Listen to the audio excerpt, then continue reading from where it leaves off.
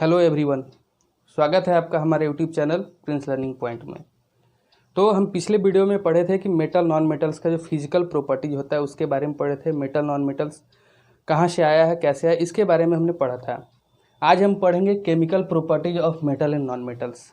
ठीक है, तो इसको पढ़ने के पहले मैं बता दूँ कि आप वीडियो को सब्सक्राइब नहीं किए, हमारे चैनल को अगर सब्सक्राइब नहीं किए तो कृपया आप उसको सब्सक्राइब कर लें और नोटिफिकेशन बटन को भी प्रेस कर ले ताकि जब भी मैं वीडियो बनाऊँ तो आपको अपडेट्स मिलता रहे। तो चलिए हम चलते हैं अपने टॉपिक पे। आज का हमारा जो chemical properties of metal and non metals है, उसके पहले मैं आपको एक चीज़ बता दूं इसमें कि मेटल हो या नॉन मेटल हो, हर का कार्य, सबका काम अलग अलग होता है और उसको एक सीरीज में अरेंज किया गया है। और जिस सीरीज में अरेंज किया गया उसको एक्टिविटी सीरीज कहा जाता है। यहाँ पर हमने डिफिनीशन भी लिखा, आप देखेंगे कि मेटल्स एलॉन्ग विथ हाइड्रोजन, जो कि नॉन मेटल है एक एक्सेप्शनल केस में, are arrange in order to their activity in series.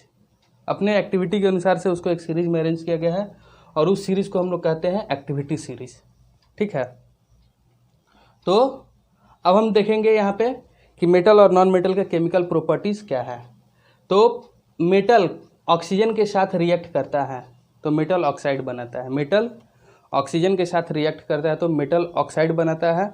और वो मेटल ऑक्साइड जो बेसिक इन नेचर होता है, बेसिक कहने का मतलब जो उसका टेस्ट होता है बीटर होता है, बेसिक इन नेचर होता है, उसमें अगर हम रेड लिटमस डालते हैं तो वो ब्लू में चेंज हो जाता है। ठीक है, तो ये बेसिक इन नेचर होता है। यहाँ पे कुछ एग्जांपल से आप देखेंगे, यहाँ पे मेटल प्लस ऑक्सीजन जो फॉर्म करता है मेटल ऑक्साइड। उसके बाद Mg मैग्नीशियम का शॉर्ट फॉर्म है, उसका निक नेम है, कहेंगे सिंबल है उसका Mg। उसके बाद O2 दैट इज ऑक्सीजन का ये सिंबल है। तो दोनों जब मिक्स हुआ है, रिएक्ट हुआ है, तो क्या बना है, मैग्नीशियम ऑक्साइड बना है, MgO जिसको हम बोलते हैं।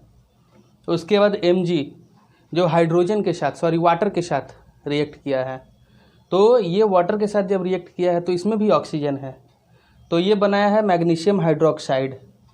ये आपको मैग्नीशियम हाइड्रोक्साइड बनाया है, आप इसको देखेंगे यहाँ पे मैंने लिखा हुआ है। और वही नॉन मेटल के साथ जब भी रिएक्ट करता है, नॉन मेटल्स के साथ जब ये रिएक्ट करता है तो नॉन मेटल ऑक्साइड बनाता है। आप देखेंगे हम लिखे हुए यहाँ पे, ये S स्टैंड फॉर सल्फर, जो सल्फर का सिंबल है, और O2 ऑक्सीजन का है, और SO2 जो सल्फर ऑक्साइड होता है। और फिर SO2 को जो हमने रिएक्ट करवाया है हाइड्रोजन के साथ, यानी कि हाइड्रोजन ही वाटर के साथ, उसमें भी ऑक्सीजन होता है, तो ये बना है हाइड्रो H2SO3 बना हुआ है। ठीक है, तो हम दूसरा देखेंगे इसमें, मेटल जब भी वाटर के साथ रिएक्ट करता है तो मेटल हाइड्रोक्साइड बनाता है। तो इसका जो एग्जांपल हम देखेंगे Na यानी कि सोडियम। हम पहले आपको भी बताएं कि Na जो होता है सिंबल है सोडियम का। तो सोडियम जब भी वाटर के साथ रिएक्ट करता है तो वो सोडियम हाइड्रोक्साइड बनाता है, मीन्स NaOH बनाता है। यहाँ पे मैंने लिखा नहीं है, ये आप देख सकते, बता दिया मैंने कि Na होता है। देखिए मैं लिख भी दे रहा हूँ आपको, यहाँ पे आप देखेंगे कैसे ये रिएक्ट करता है।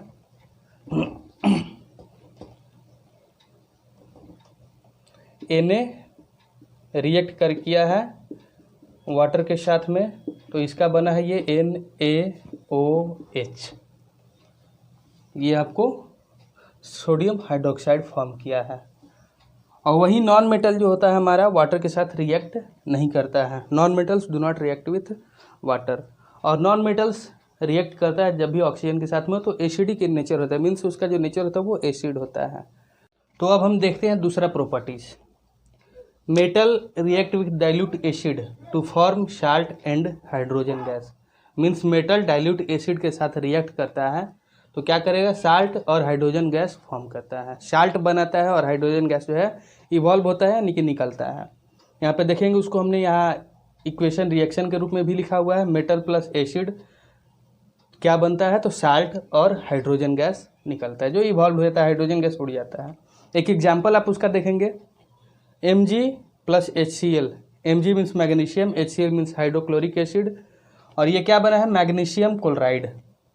और यहाँ पे हाइड्रोजन गैस जो है वो इवॉल्व हुआ है, ऊपर की ओर निकल गया है वो। फिर हम लोग देखेंगे नॉन मेटल्स। तो नॉन मेटल्स एसिड के साथ रिएक्ट नहीं करता है, नॉन मेटल्स एसिड के साथ रिएक्ट नहीं करता है। अब देखेंगे हमने और एक एग्जाम्पल लिया हुआ है, यानी कि सोडियम हाइड्रोक्साइड क्या हुआ है, एल्युमिनियम के साथ में रिएक्ट किया है तो सोडियम एल्यूमिनेट बना है और हाइड्रोजन गैस निकला है। तो आप कहेंगे ये तो मेटल नहीं है, मेटल ये है और ये आपको एसिड भी नहीं है। तो बिल्कुल आप सही समझ रहे हैं, ये आपको एसिड नहीं, ये बेस है। तो कहने का मतलब कि कुछ कुछ मेटल्स जो होते हैं, कोई मेटल्स जो होते हैं वो रिएक्ट करते हैं कोई बेस के साथ में भी, और जैसे ही रिएक्ट करेंगे तो उसमें क्या बनेगा, आपको सोडियम एल्यूमिनेट बनता है, यानी कि उसमें भी साल्ट फॉर्म होता है और हाइड्रोजन गैस उसमें भी निकलता है। अब इसमें एक और चीज़ मैं बता दे रहा हूँ आपको कि जिसका लेस रिएक्टिव मेटल होता है, यानी कि हाइड्रोजन के से जो लेस रिएक्टिव होता है वो आपको रिएक्ट नहीं करता है। जैसे आपको कॉपर हो गया, सिल्वर हो गया, गोल्ड हो गया, ये सारा का सारा चीज़ जो है रिएक्ट नहीं करता है डाइल्यूट एसिड के साथ में। ठीक है, डाइल्यूट एसिड के साथ में ये सारे के सारे चीज़ें रिएक्ट नहीं करते हैं।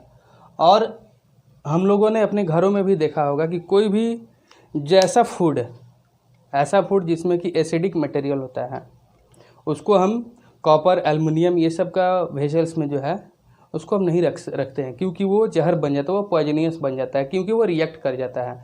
आयरन का अगर कंटेनर है और उसमें हम एसिडिक फूड डाल देते हैं तो वो आपको जो फूड है वो पॉइजनियस हो जाएगा, वो हमारे हेल्थ के लिए हानिकारक हो जाएगा। तो ये हमारा है। अब उसके बाद एक और इसमें है आपको, तो नॉन मेटल्स में भी जो है रिएक्ट नहीं करता है बेस के साथ में, नॉन मेटल्स भी बेस के साथ रिएक्ट नहीं करता है। तो उसी रिएक्टिविटी सीरीज पे हम बात करेंगे आज।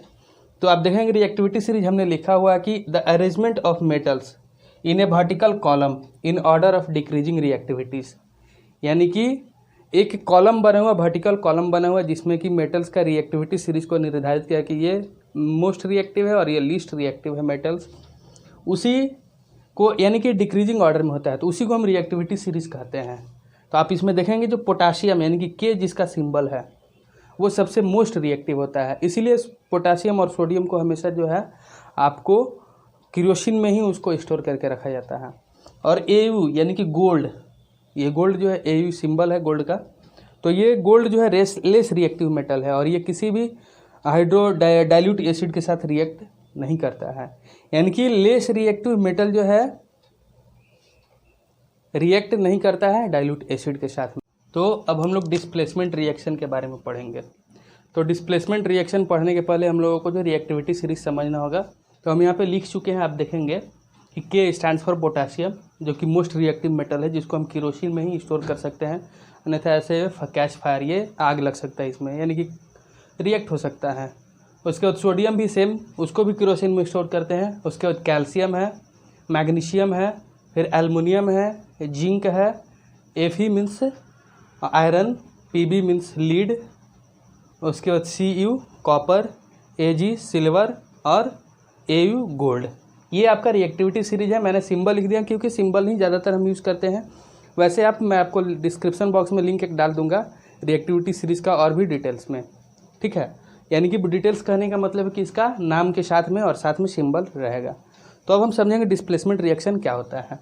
तो a more reactive metal displaces less reactive metal from its salt solution, ठीक है।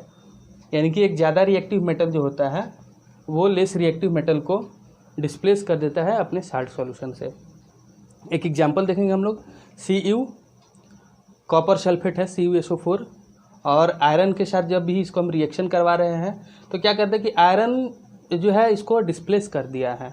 यहाँ पे अपने FeSO4 का सॉल्यूशन बन गया और Cu अलग हो गया। आप यहाँ पे देखेंगे कि जो हमारा Cu देख रहे हैं आप यहाँ पे most reactive metal, less reactive metal है दैन आयरन से जो लेस रिएक्टिव, इसीलिए जो है आयरन आपको रिएक्ट करके ये डिस्प्लेस कर दिया है।